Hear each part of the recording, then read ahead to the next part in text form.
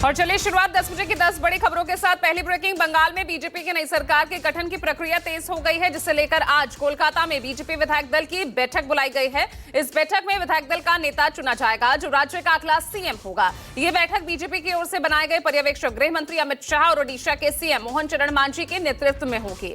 आपको बता दें कि कल पश्चिम बंगाल में नई सरकार का शपथ ग्रहण ब्रिगेड परेड मैदान में होना है और सूत्रों के मुताबिक मुख्यमंत्री पद के लिए शुवेंदु अधिकारी को सबसे प्रमुख दावेदार माना जा रहा है।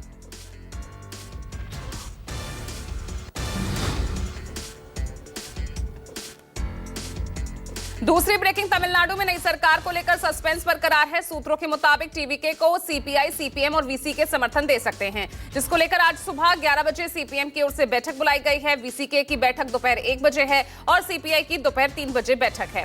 जानकारी के मुताबिक ये बैठक टीवीके को समर्थन को लेकर ही होगी। अभिनेता विजय की पार्टी तमिलगा वेट्टी कझगम 108 सीटों के साथ सबसे बड़े दल के रूप में उभरी है। अब बहुमत के जादुई आंकड़े यानी 118 तक पहुंचने के लिए गठबंधन सहयोगियों की तलाश में है।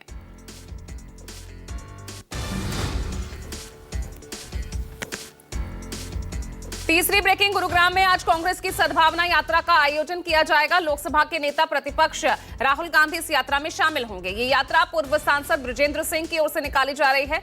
दोपहर 3 बजे राहुल गांधी गुरुग्राम के ऐतिहासिक खांडसा चौक से अपनी पदयात्रा की शुरुआत करेंगे। यात्रा का समापन सदर बाजार में होगा। इस दौरान राहुल स्थानीय लोगों के साथ संवाद करेंगे और ये यात्रा पूर्व सांसद बृजेंद्र सिंह ने अक्टूबर 2025 में शुरू की थी और अब तक हरियाणा के 80 से ज्यादा विधानसभा क्षेत्रों को ये यात्रा कवर कर चुकी है।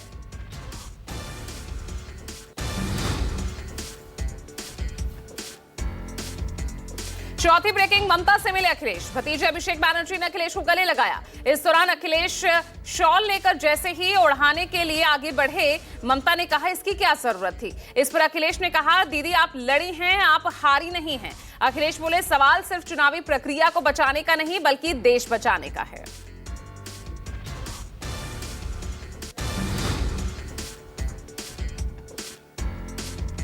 पांचवी ब्रेकिंग, कल सम्राट कैबिनेट में 32 मंत्रियों ने शपथ ली, जिसमें बीजेपी के 15, जेडीयू के 13, एलजेपीआर के 2, हम के 1 और आरएलएम के 1 मंत्री शामिल हैं। इसके साथ ही विभागों का बंटवारा भी हो गया है। सीएम सम्राट चौधरी ने गृह विभाग समेत 6 विभाग अपने पास रखे हैं। नीतीश कुमार के बेटे निशांत कुमार को स्वास्थ्य विभाग की जिम्मेदारी सौंपी गई है। डिप्टी सीएम विजेंद्र प्रसाद यादव को वित्त विभाग की जिम्मेदारी दी गई है, जबकि दूसरे डिप्टी सीएम विजय कुमार चौधरी जल संसाधन विभाग संभालेंगे।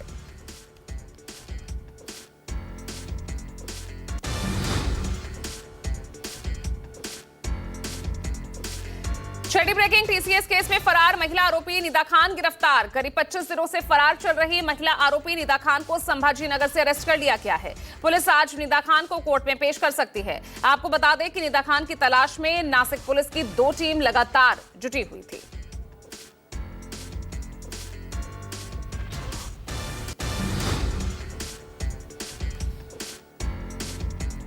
सातवीं ब्रेकिंग, भारत की पसंदीदा एयरलाइन इंडिगो यूपी के जेवर इंटरनेशनल एयरपोर्ट से उड़ान सेवाएं शुरू करेगी। ये राष्ट्रीय राजधानी क्षेत्र यानी एनसीआर का तीसरा एयरपोर्ट होगा। 15 जून से इन सेवाओं का शुभारंभ होगा। इंडिगो इस एयरपोर्ट से कमर्शियल उड़ान शुरू करने वाली पहली एयरलाइन बनेगी। इंडिगो चरणबद्ध तरीके से नोएडा इंटरनेशनल एयरपोर्ट को भारत के 16 से ज्यादा शहरों से जोड़ेगी। इनमें बेंगलुरु और हैदराबाद के साथ साथ अमृतसर, चंडीगढ़, धर्मशाला, जयपुर, लखनऊ, नवी मुंबई और श्रीनगर जैसे टियर 2 और टियर 3 शहर शामिल हैं।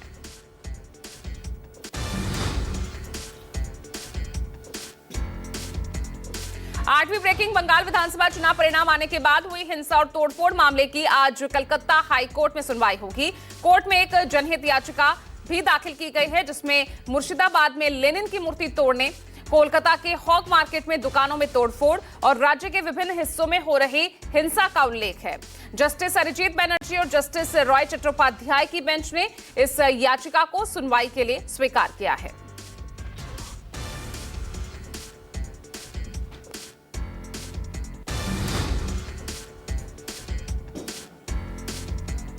नौवीं ब्रेकिंग, हॉर्मुज स्ट्रेट में अमेरिका और ईरान के बीच तनाव बढ़ गया है। दोनों ही देशों ने एक बार फिर एक दूसरे पर हमला किया। अमेरिकी राष्ट्रपति ट्रंप ने ईरान पर हमले की पुष्टि की है। ईरानी मिसाइल ड्रोन मार गिराने का दावा किया गया है। ट्रंप ने कहा कि यूएस नेवी के तीनों डिस्ट्रॉयर सुरक्षित निकले। हमले में ईरान की तरफ से मिसाइल्स दागी गई। ईरानी मिसाइल्स और ड्रोन को यूएस नेवी ने मार गिराया।